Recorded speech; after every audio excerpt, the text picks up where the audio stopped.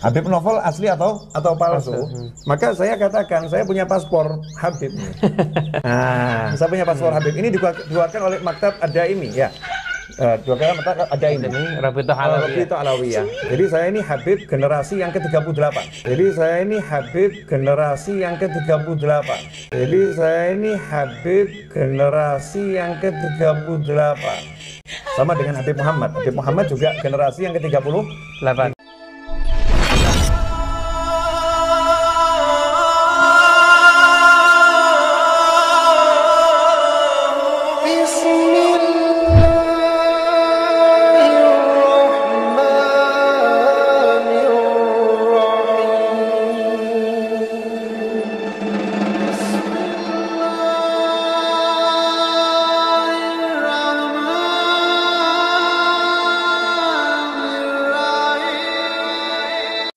Assalamualaikum warahmatullahi wabarakatuh. Bismillah, alhamdulillah, wa la hawla wa la quwata illa billah. Asyhadu an la ilaha illallah wahdahu la syarika lah. Wa asyhadu anna sayyidina wa nabiyyana Muhammadan abduhu wa rasuluhu alladzi la nabiyya ba'dah. Allahumma salli ala sayyidina Muhammad wa ala ali sayyidina Muhammad, amma ba'du. Para saudara-saudariku sebangsa setanah air dimanapun kalian berada, para sahabat-sahabatku, para subscriber, para netizen yang budiman, selamat datang kembali di channel Gus Hasan Asy-Syarif Official. Semoga kita selalu dalam keadaan sehat jasmani dan rohani kita, dimudahkan segala urusan kita, dilancarkan rizki kita, dan diberkahi hidup kita fid dini wad dunya wal akhirah. Amin Allahumma amin.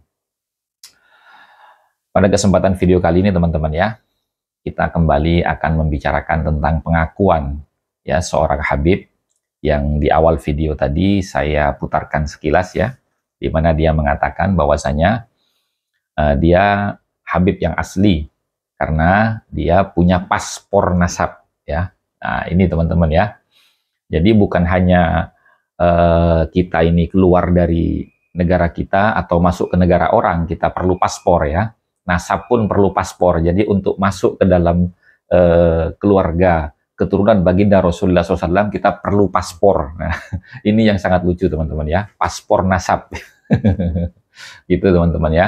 Padahal ya kita sama-sama tahu bahwasanya di dalam keabsahan sebuah nasab yang bersambung kepada keluarga baginda Rasulullah SAW itu bukan menggunakan paspor nasab teman-teman ya, tapi syahadah isbat nasab, yaitu sertifikat pengesahan sebuah nasab yang dikeluarkan oleh Naqobah Internasional itu ya. Nah di sini maksud saya, kalau dia mengatakan saya Habib yang asli karena saya punya paspor yang dikeluarkan oleh Maktab Daimi Rabithah Alawiyah, itu artinya bahwasanya mereka itu ya menulis nasabnya sendiri, kemudian mencetak buku nasabnya sendiri ya, kemudian tanda tangan sendiri, stempel sendiri tanpa melibatkan nakobah-nakobah al-ashraf di seluruh dunia ya.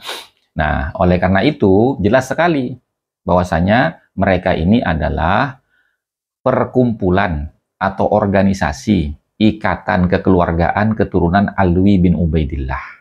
Itu teman-teman. Nah, yang kedua, ya dia mengatakan bahwasanya urutan nasabnya itu urutan ke-38 dari Rasulullah SAW.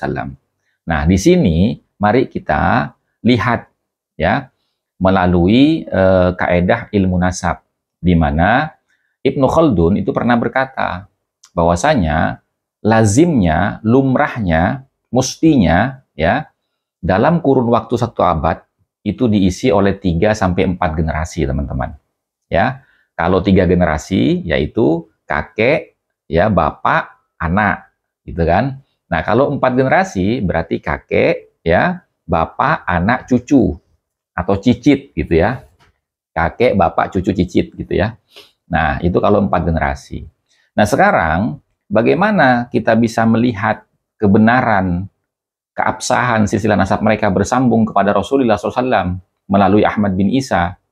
Sekarang kita lihat ya melalui statistik yang disampaikan oleh Ibnu Khaldun, yaitu dalam kurun waktu 1 abad itu diisi oleh 3 generasi atau 4 generasi maksimal. Nah, sekarang bagaimana cara kita melihat? Gampang teman-teman ya. Jadi, pengakuan Habib tadi itu, bahwasanya urutan nasabnya 38 dari Rasulullah SAW, Jadi 38 dibagi 4. Ya, 38 dibagi 4. Kita ambil angka yang maksimal, yaitu kurun waktu 1 abad diisi 4 generasi. Yaitu kakek, bapak, anak, cucu. Ya, atau buyut, ya, kakek, bapak, cicit, gitu ya. Nah, 38 dibagi 4, itu ketemunya kan 9,5, teman-teman, ya. Nah, jadi 38 dibagi 4, itu 9,5. Nah, sekarang kita ini hidup di abad ke-15 Hijriah. Artinya, 15 Hijriah, ya, angka 15 ini kemudian dikurangi hasil daripada pembagian 38 dibagi 4, yaitu 9,5. Jadi kalau 15 dikurangi 9, itu artinya 6, teman-teman. Ya, berarti leluhur mereka yang bernama Ubaidillah itu hidup di abad ke-6 Hijriah. Nah, silahkan dicari sendiri.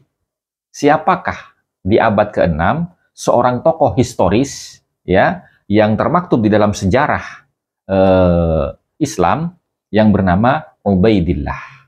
Nah, silahkan dicari sendiri, teman-teman, ya. Nanti ketemu itu.